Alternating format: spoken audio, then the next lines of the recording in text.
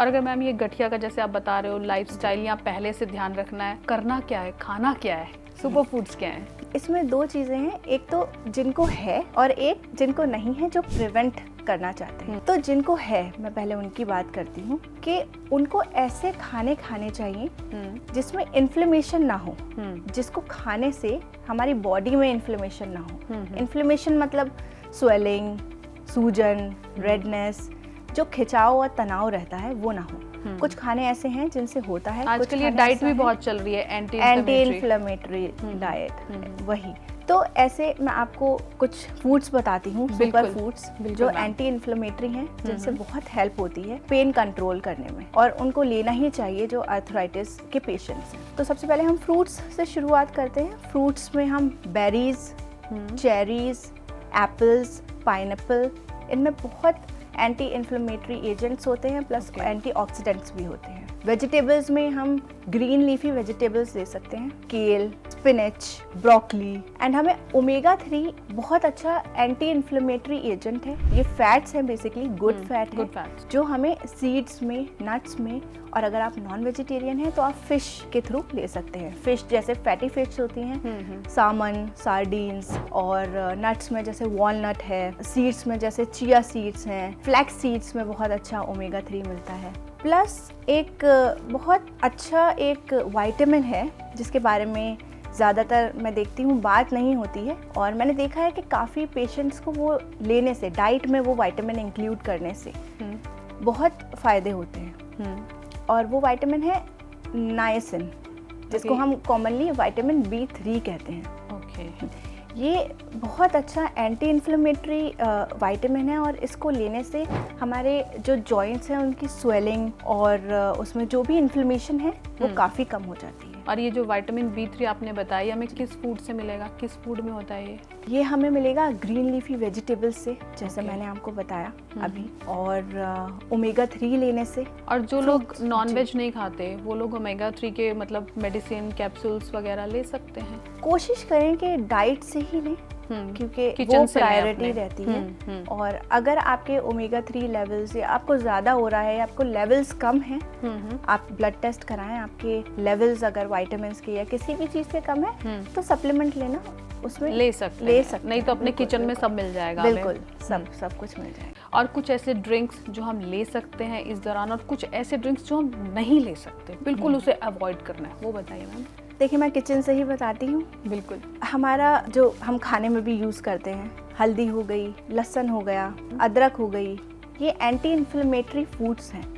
मैं आपको एक बहुत अच्छी ड्रिंक बताती हूँ जिसको पीने से आपके जो जॉइंट्स हैं उनकी इन्फ्लेमेशन ख़त्म होगी, दर्द में भी आराम होगा, एज एन ल्यूब्रिकेंट काम करेंगे आपके जॉइंट के बीच। तो करना क्या है, छोटी सी सिंपल सी बात है। आप सुबह में उठते हैं, पानी आपको 1 गिलास से थोड़ा ज़्यादा बॉईल करने रखना है, उसमें जिंजर ग्रेट करके डालनी है और हल्दी डालनी है, और उसको इतना पकाना है कि वो पानी थोड़ा कम हो जाए। फिर जब वो कम हो जाएगा उसको स्ट्रेन करके उसमें आप थोड़ा सा नमक कलौंजी डालेंगे। नमक कलौंजी इन्फ्लेमेशन के लिए बहुत ज़्यादा बेनिफिशियल है। नॉर्मल नमक वाइट जो हम घर पे यूज़ करते हैं? नहीं, मैंने आपको बताया नमक कलौंजी। अच्छा, नमक कलौंजी अलग है? जी, नमक कलौंजी अलग है, नमक अलग है। ये आपको मार्केट में अवेलेबल होता है, बहुत नकली भी मिलता है ये।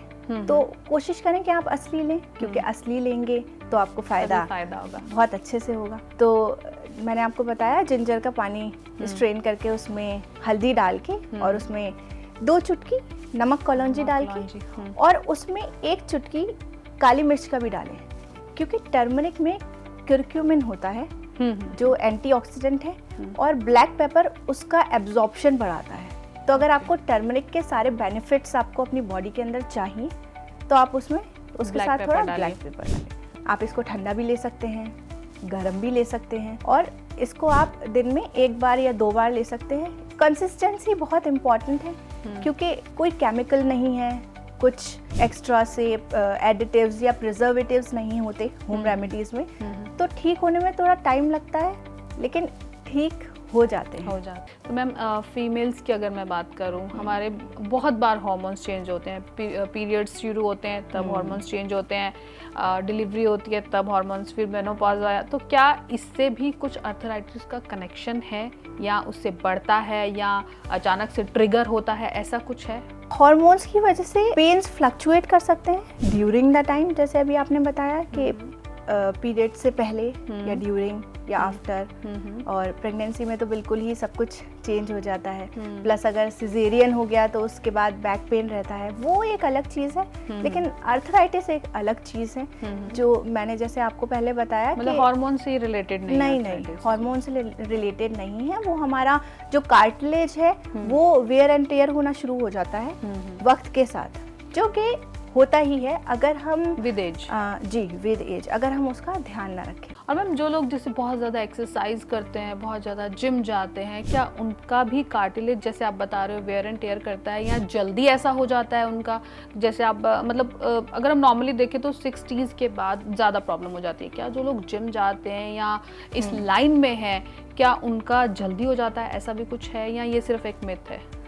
मैंने जहाँ तक देखा है, मुझे ऐसा लगता है कि एक्सरसाइज और जिमिंग करना एक स्पेशल ट्रेनर के अंडर होना चाहिए। अगर ऐसा है तो आपके साथ ऐसा होने के चांसेस बहुत कम हैं। अदरवाइज क्या होता है, आप हैवी लिफ्टिंग कर लेते हैं, हैवी एक्सरसाइज कर लेते हैं, तो हमारा सारा वेट हमारी बॉडी में कौन से जॉइंट्स मोस्टली उठाते हैं? नीज के, हिप और बैक, 3 हैं हमारे जॉइंट्स जो हमारा वेट बेयर करते हैं।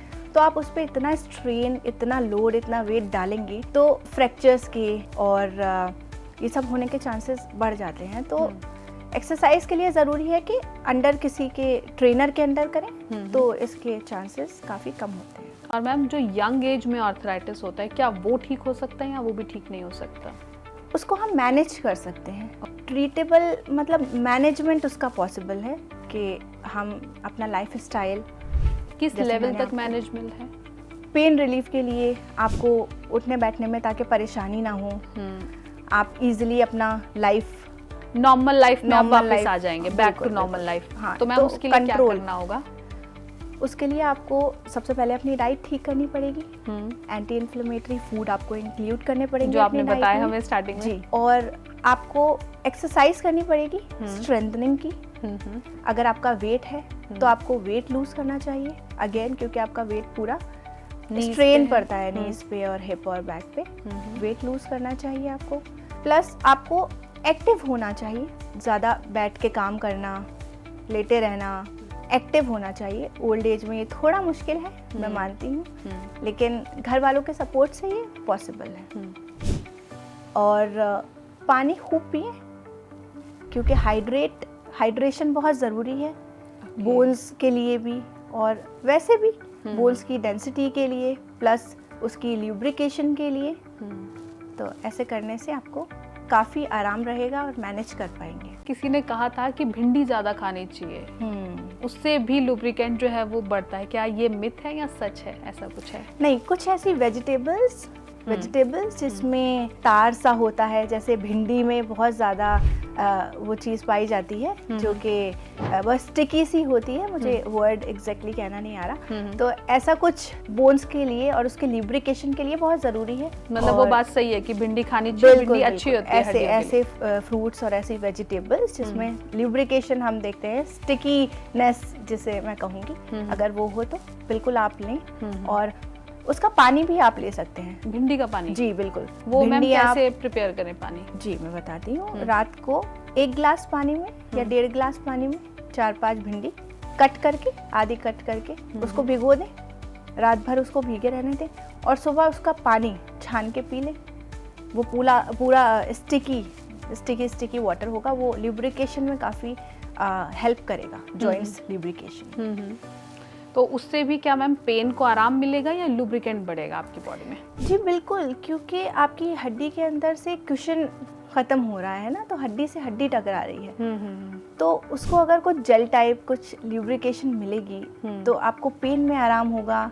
आपका जो स्टिफनेस, मतलब जब सुबह उठते हैं आर्थराइटिस के पेशेंट तो कई शिकायत करते हैं कि 10-15 मिनट तक हम ऐसे ही अकड़े हुए से हैं, जब तक बॉडी गर्म नहीं होती तब तक। वही उसमें आराम मिलेगा।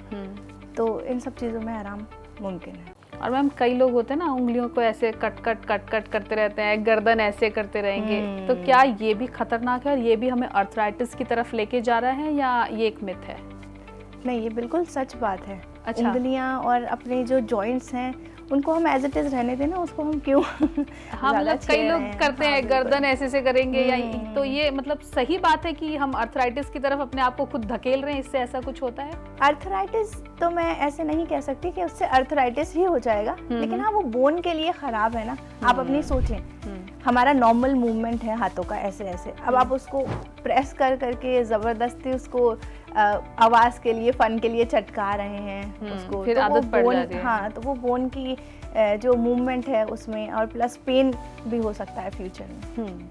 और मैम जैसे आपने बताया कि कार्टिलेज को कैसे इंक्रीज करें, आपने फूड बताया, आपने बताया कि क्या क्या नहीं खाएं, लेकिन ज़रूरी नहीं है कि सिर्फ कार्टिलेज की वजह से अर्थराइटिस हो, या कोई और भी वजह हो सकती है अर्थराइटिस की, या सिर्फ कार्टिलेज तक ही सीमित है ये प्रॉब्लम कि हाँ कार्टिलेज कम होगा तो अर्थराइटिस होगा? अर्थराइटिस की जो प्रॉब्लम है वो तो यही है कि उसका जो कार्टिलेज है वो वेयर एंड टेयर होना ओवर द टाइम शुरू हो जाता है। बाकी दर्द होते हैं, उनकी और भी वजह होती हैं, जैसे नसों का फूलना, और हमने ज़्यादा एक्सरसाइज कर ली तो उसकी वजह से, तो उसको हमें अपने डॉक्टर से जाके पता करने की ज़रूरत है कि किस तरीके का दर्द है। मैम हमने बार बार बात की, फूड की बात की, क्या क्या अवॉइड करना है हमने ये भी बात की, लेकिन ड्रिंक भी जैसे आपने बताया, लेकिन कई बार क्या होता है कि बहुत ज़्यादा दिक्कत हो जाती है, तो वो जो घर वाला किचन का खाना उससे नहीं कंप्लीट हो रहा, तो क्या सप्लीमेंट्स लिए जाएं? देखिए, हड्डी के लिए सबसे अच्छा सप्लीमेंट विटामिन डी और कैल्शियम है। हमें अपने ब्लड टेस्ट करवा के चेक करना चाहिए कि कहीं इन दोनों में कमी तो नहीं है, क्योंकि विटामिन डी हमारे बॉडी के लिए बहुत ज़रूरी है, बोन्स के लिए बहुत ज़रूरी है। वो कैल्शियम की एब्जॉर्प्शन को बढ़ाता है, और कैल्शियम हमारी बोन्स के लिए बहुत ज़्यादा ज़रूरी है। बिल्कुल। प्लस विटामिन सी हमें लेना चाहिए। विटामिन सी हमें सप्लीमेंट्स के अलावा सिट्रस फ्रूट्स, जितने भी खट्टे मीठे फ्रूट्स होते हैं, उनसे मिल जाता है, क्योंकि विटामिन सी जो है वो हमारी बोन्स के अंदर कोलेजन को इम्प्रूव करता है, जो कि बोन की डेंसिटी के लिए वर्क करता है। कोलेजन आजकल हम स्किन को लेकर भी बहुत सुन रहे हैं। जी, स्किन में, बोन्स के लिए भी इम्पॉर्टेंट है, बोन्स में भी कोलेजन होता है। तो मतलब अगर आपको अपनी बोन्स और स्किन दोनों अच्छी करनी है तो आप विटामिन सी काफ़ी खाइए, फ्रूट्स काफ़ी खाइए।